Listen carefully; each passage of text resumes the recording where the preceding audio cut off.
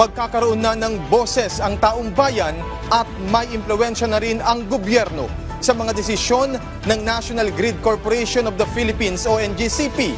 Ito'y matapos mabili ng Maharlika Investment Corporation ang 20% share nito.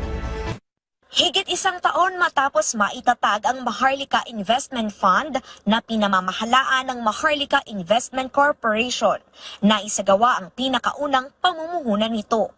Tinanggap na kasi ng Synergy Grid and Development Philippines o SGP ang alok ng administrasyon ni Pangulong Ferdinand R. Marcos Jr. Iyan ang pagbili ng 20% bahagi sa National Grid Corporation of the Philippines o NGCP. Pagmamay-ari ng SGP ang higit 40% ng NGCP, pribadong korporasyon na siyang nagpapatakbo ng power grid ng bansa at naghahatid ng kuryente mula sa mga planta patungo sa mga power distributor gaya ng Meralco. Ang ibig sabihin niyan, sabi ni Pangulong Marcos, magkakaroon ng boses ang taong bayan at maiimpluwensyahan ng gobyerno ang mga desisyon ng NGCP para masiguro ang matatag na supply at makatarungang singil sa kuryente. Sa ilalim kasi ng pinirmahang kasunduan na sinaksihan ni Pangulong Marcos, binibigyan ng kapangyarihan ang Maharlika Investment Corporation na mamili ng share sa SGP.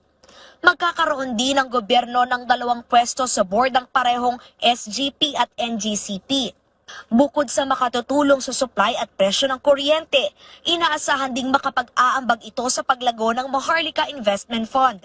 Ang Maharlika Investment Fund ay may inisyal na 125 billion pesos na kapital mula sa mga ahensya ng pamahalaan na layong gamitin sa pamumuhunan upang lalo pang mapalago ang ekonomiya ng bansa. Attorney Cynthia Alabanza. Attorney Alabanza, good morning to you.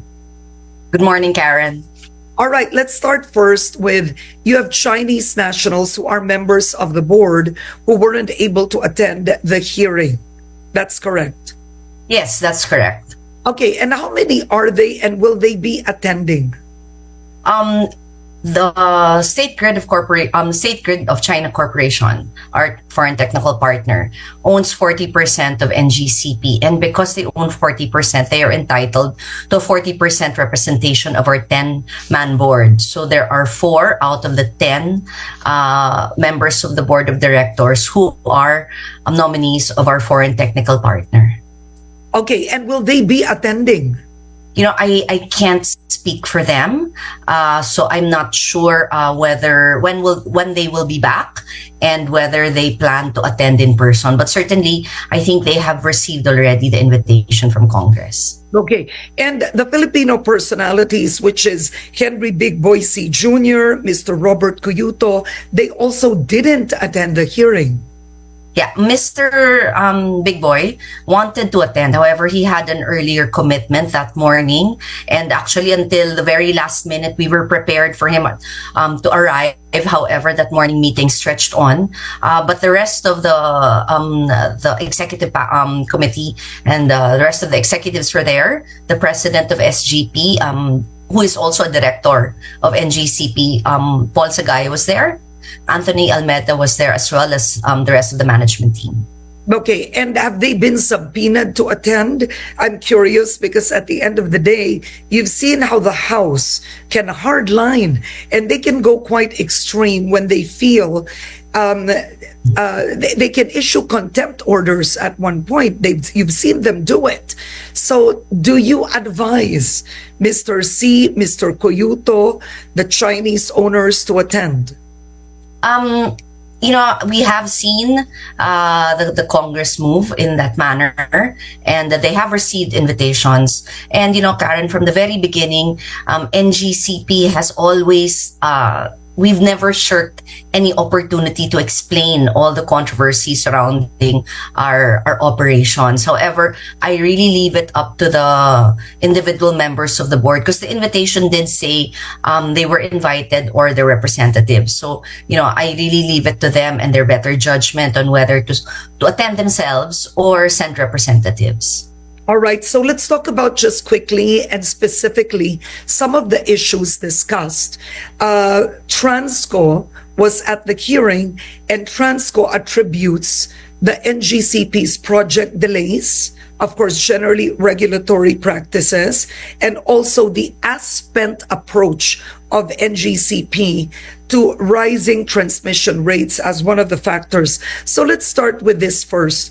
Of the targeted projects of NGCP, only 29% of its targeted projects, that's 75 out of 258 planned projects, have been completed. Is this correct? I have to see the numbers and where those dates were reckoned, because sometimes when you check the dates, it doesn't match up with their own data.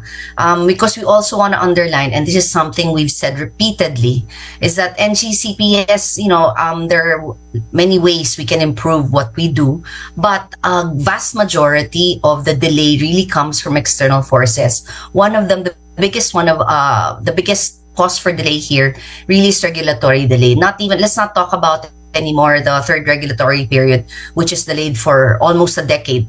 It'll be 10 years soon, no? But even our individual project applications have been delayed. We have more than 100 pending applications with the ERC, and the average waiting time is almost 4 years for each With project. the ERC? Yes, Okay. with the ERC. So is it fair to say that a major cause of delay with the NGCP projects is the ERC? Yes, definitely. Because Karen, we're a highly regulated entity. We are private, that's correct, but our operations are highly regulated. And what does that mean? We cannot move without the ERC's approval or blessing. Our revenue, we're not rate capped, we're revenue capped, meaning what we collect from the consumer for our service is determined by the ERC. What we spend, what we build, how much we can charge, all of that is controlled by the ERC. And we haven't been given a revenue scheme for the last 10 years, and many of our projects also are approved outside of the time limit. So, the numbers will speak for itself that, there is a significant contribution to the delay by the regulatory process. Okay, but you may have some critics who will argue that the ERC in the last few years has been quite generous. In fact, with the NGCP, I'll read some figures and you can correct this.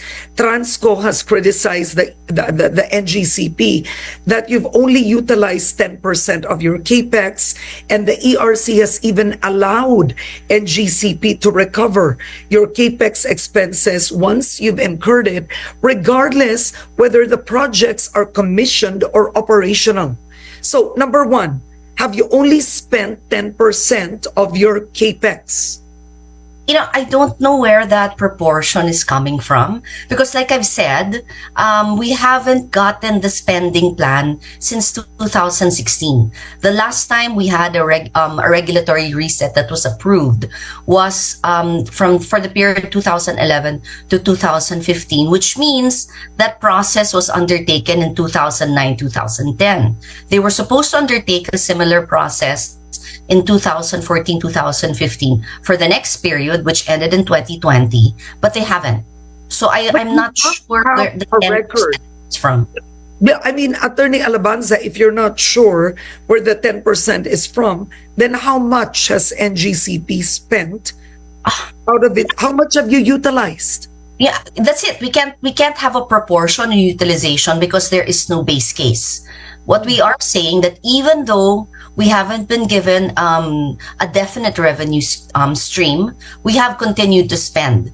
I think as of end of 2024, the total amount of investments we've put into the transmission system is almost 400 billion pesos. 400 billion pesos into improving the transmission grid. This with just an interim revenue scheme without really evaluating what the grid needs, how much we need to be spending. And the CAPEX, there has been no determination of the CAPEX level yet.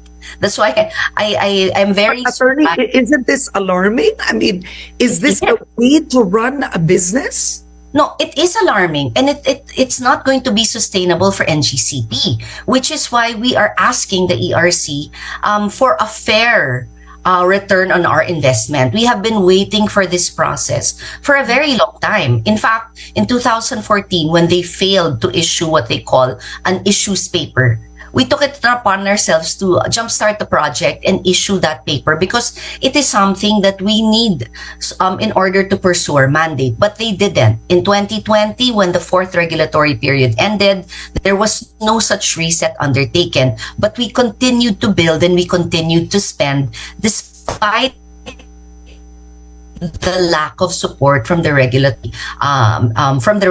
body.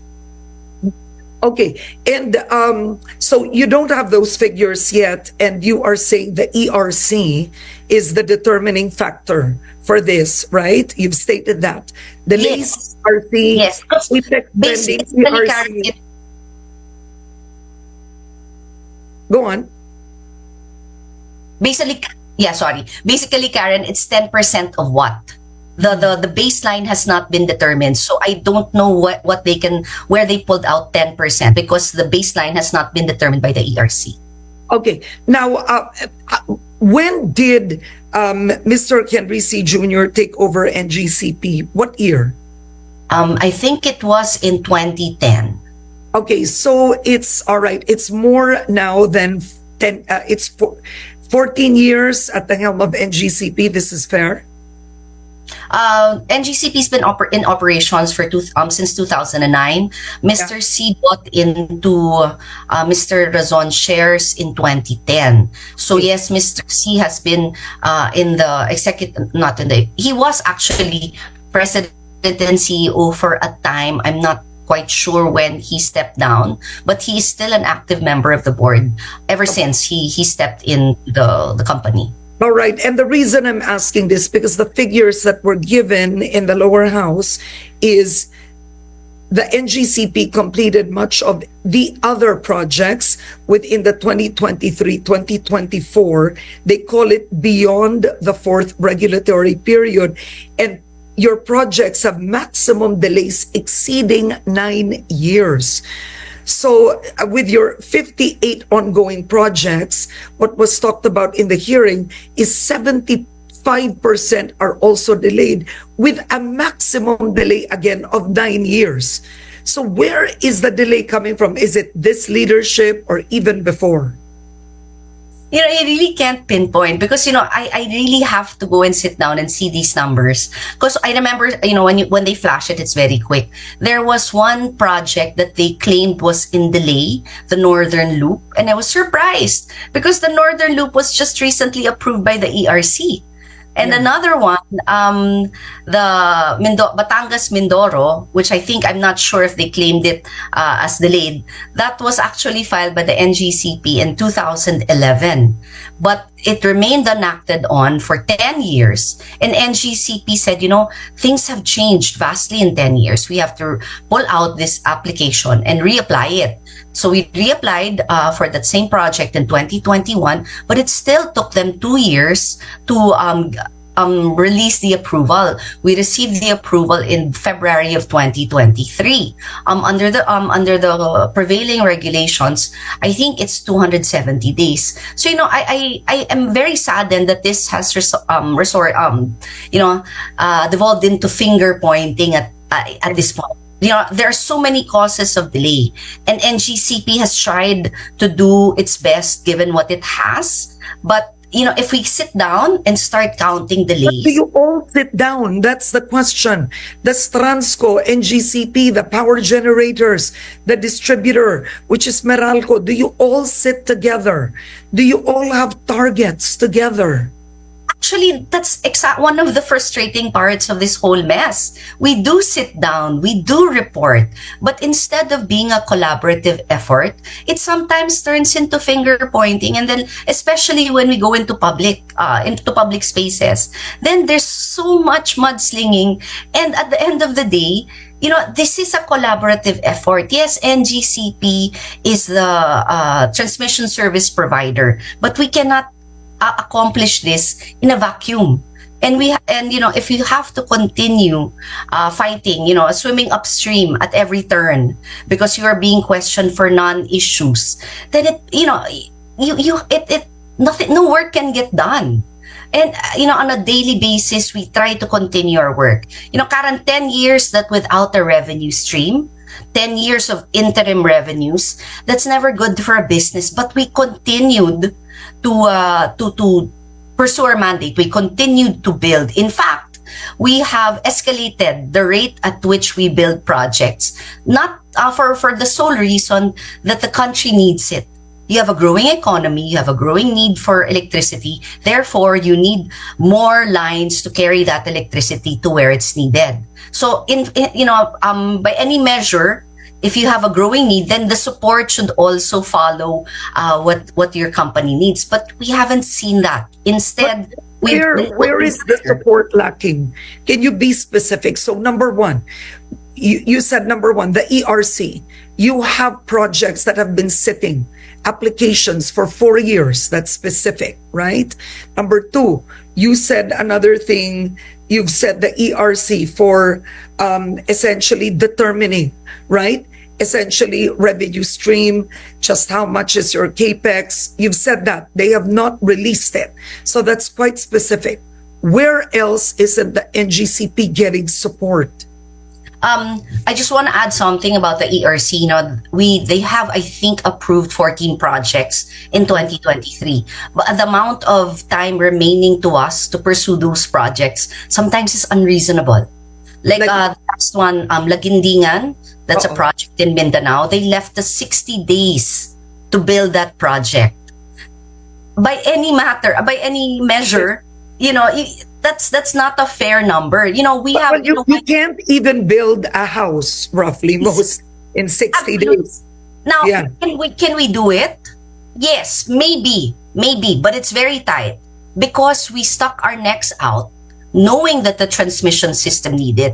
So, it's a big risk to pursue these projects without ERC approval because we stand the risk of being penalized, by other agencies. But we did it anyway. And, it's really funny that every little delay is being penalized and being, put under the microscope. But when we stick out our necks to pursue these projects, despite the lack of regulatory support, we are not allowed to benefit from it.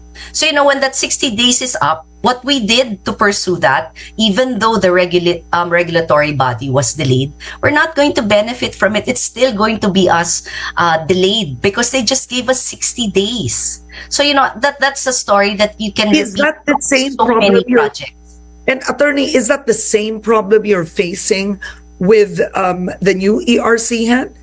Attorney Balanta? The new ERC is moving. I think Mona is a friend, and I think she is doing the best she can.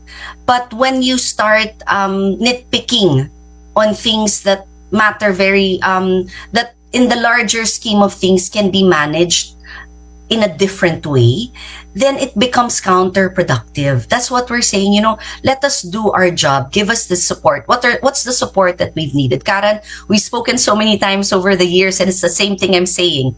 Right of way and permitting. Those are the primary causes of delay. And also, apart from the regulatory reset process and the regulatory approvals that we need.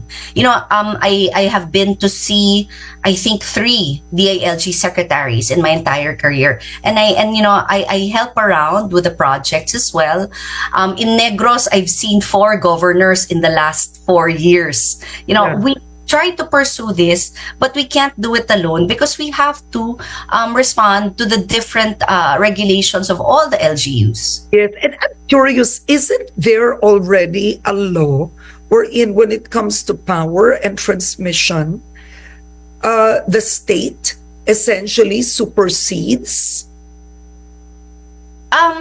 There is what they call EO 30, Executive Order number 30, that was issued by former President Rodrigo Duterte. Yes, that said 30 days for the permits to come out, but in all honesty, Karen, this seems more of like a suggestion because I have not seen. Hindi sinusundan ng LGU. Hindi sinusunod. Maraming dahilan. For example, you go there. We don't say we're NGCP because, we do it incognito. We get their list of requirements. And then when they find out it's NGCP, then the requirements, ang tawag nila nanganganak, dumadami. So you've submitted it, you try to front load it, and then when you get there, there's so many requirements, this and that. Yeah. Which is why, Yes. yeah. So my question is, no, I mean, I understand you, but so my question is, given the fact that the country needs to improve, right? The power situation and to lower the price of power, should President Marcos Jr. issue another EO, or do you need a law that when it comes to power, in Singapore, for example, to put up a power plant takes 3 days. I mean, in other countries, the national supersedes the preferences of the local.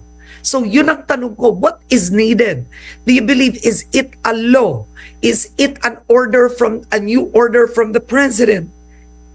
Well, I don't think he should have to, because an EO, until overturned, has the force of law, even though it's just the president who issues it. It's the same as a law, and until and unless there is a new one that says, this old one doesn't apply anymore, it will still have the force of law. Okay. Yeah, go ahead. No, but what's the problem? It doesn't have the force of law, clearly. It's compliance, as with so many other laws. It's the implementation part where we get stuck, which is why I mentioned earlier, I've spoken to so many DILG secretaries. That's precisely it, because the DILG has some sort of sway over the local governments, and we do ask them for assistance when it comes to these LGUs who take a little longer than Yeah. Now, to move on to the national security issue, we don't have enough time, but I hope we can go through this very, very quickly. Transco has also criticized that they are barred from inspecting NGCP's operations. Is this true? No. In the middle of the hearing, I found it amusing almost, that they said that they couldn't enter. I had the PR department of the company, and I have the pictures. They came in unannounced, but we accommodated because it was the head of the Transco and the former Secretary Cusi of the Department of Energy. So of course you accommodate.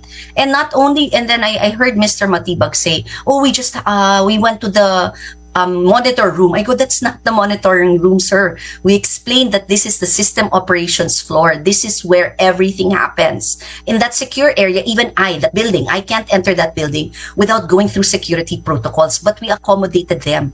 I think what he mentioned was we filed a case against these certain persons. We found tinkering around the substation. Of course, if you don't know who they are and they're tinkering around the perimeter fence, you're going to arrest them because it is a highly secured area. Okay. And they didn't identify themselves. So of course you sue them. Okay, so one, you've made that clear.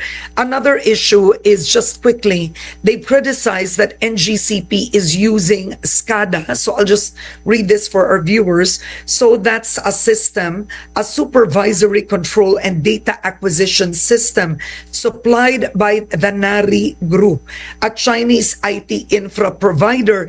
And he states that at one point it was remotely accessed on 2 occasions. So can the SCADA be remotely accessed? No. Okay. I think my first interview with you, that was the first time we discussed this. And I had denied it then, and I will deny it now. Our SCADA, or our operating network, is by default disconnected from the internet. We have our own internal network. We don't rely on third-party providers. So it's a closed system. So it cannot be accessed elsewhere. There is no proverbial red button that you can press and the entire country will go off. Okay. So no, categorically no. EB1 Transcon, there's none. Okay. Now, my last two is it was discussed in a hearing. At one point, you had a Chinese national, Wen Bo, that served as your chief technical officer. So you have lawmakers have said this could be a potential constitutional violation. So as of today, do you still have any Chinese nationals who are in operational posts? No. Okay. No, Mr. Wenbo was the chief technical officer, but again, we are overly cautious. When we applied for his visa, his working visa, it was clearly stated in the documents we submitted to the Department of Energy and the Department of Justice what his responsibilities were, and the DOE and the DOJ endorsed it. That's why he was issued a working visa. So we've done all of this above board. Nothing was hidden. All right. My last question is, this is interesting. The Maharlika Fund, well, I'm reading, I want to quote Billionario on this because I think they're the only one who carried this story. They must have a source. Is the Maharlika Fund is demanding 4 board seats for a 20% stake in NGCP. So is it true that Mr. C declined it and Mr. Cuyuto, and that NGCP is only willing to give 10%? I don't want to speculate on the negotiations, but what I can say is that our doors are open for negotiation. We have not received the formal offer, but I suspect that, any negotiations will have to be done within the bounds of law. And usually a board seat is reserved for proportionate representation from the stockholders. So like I said earlier, our foreign technical partner has 40%, therefore they get 40% of the board seats. But then again, I don't want to speculate on that, and we have not received a formal offer in this regard. And I'll leave it to the higher ups to make the announcement when an announcement is warranted. Okay, but no formal offer yet from the Maharlika Fund. Offer. Yes. All right. Attorney Cynthia Alabanza of NGCP, thank you for joining me today. Happy New Year to you. Thank you, Karen. Always a pleasure. Happy New Year.